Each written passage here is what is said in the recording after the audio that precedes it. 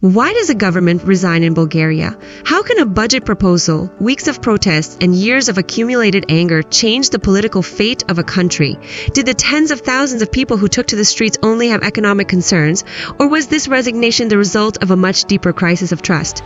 Here is the step-by-step and increasingly deepening story of the process that led the government in Bulgaria to resign. The events were not seen as a sudden breaking point. On the contrary, the resignation of the Bulgarian government emerged as an inevitable result of a long-standing accumulation of political distrust and perceptions of corruption. In recent years, Bulgaria has frequently faced government crises, formed short-lived coalitions, and early elections have weakened political stability.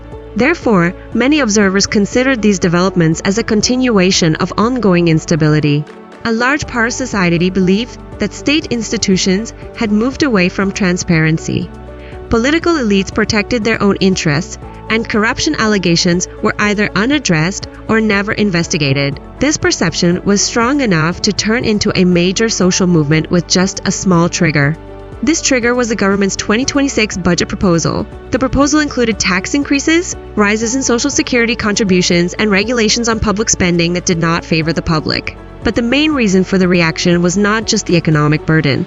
Large segments of society interpreted this budget as the government asking for sacrifices from the people without fighting corruption. The idea that it's not the people who should tighten their belts, it's the state itself quickly spilled onto the streets. What started as anti-budget demonstrations soon turned into mass protests spreading across the country within days.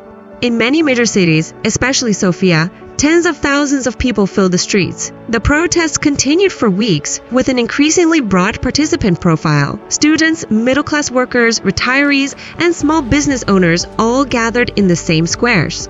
The common demand bringing these diverse groups together became increasingly clear: a real fight against corruption, political accountability, and the resignation of the government. Over time, the protests went beyond economic demands and turned into a demonstration of distrust aimed directly at the way the country was governed. At the heart of the demonstrations, the same question kept being asked: why do corruption allegations yield no results? A large part of the public believed that political elites and business circles were protecting each other, and investigations were either never launched or deliberately left unresolved. This seriously undermined trust in the state.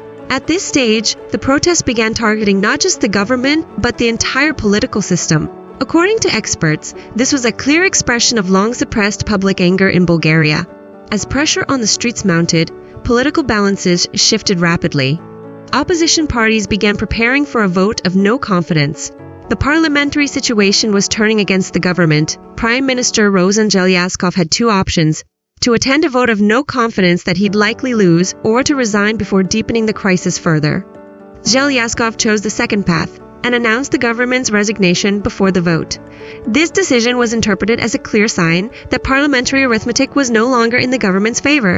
The resignation coincided with a highly critical period for Bulgaria. The country was preparing to join the Eurozone on January 1, 2026. The government's resignation did not officially stop this process, but it brought risks such as delays in reforms, increased economic uncertainty, and damage to political trust in the eyes of the European Union. While European Union institutions monitored the process cautiously, the expectation from Bulgaria was clear: a strong, fast political solution that provided stability and democratic legitimacy. After the resignation was accepted, the current cabinet continued to serve as a caretaker government. The president began talks with political parties to form a new government. However, the political scene was highly fragmented. It was considered very likely that early elections would be held if a strong and lasting coalition could not be formed. This uncertainty led to a cautious wait for markets and investors in the short term. There was no sudden collapse in economic indicators, but questions about the future of political stability gained strength.